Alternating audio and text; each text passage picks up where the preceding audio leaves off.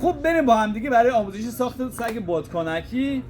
به این صورت باید بادش کنید. بادش هم نباید زیاد بشه، همینقدر کافیه. زیاد هم هست، یه مقدارش کم میکنیم.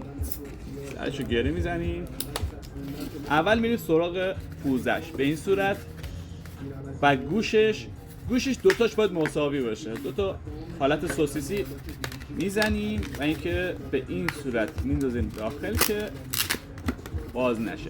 گردنش مرحله چهارم میشه، گردنش سوم میشه گردنش. بعد میریم سراغ پاهاش هم دوتا سوسیسی میزنیم به یک اندازه. بعد دوباره تو هم به این صورت در میاریم. بعد میریم سراغ پای عقبش، دوتا هم به همون اندازه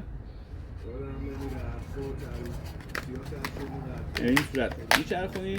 سگمون آماده میشه. برای اینکه خوشگل تر بشه به این کارم انجام میدیم.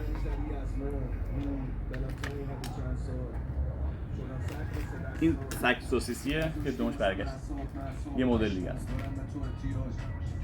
خب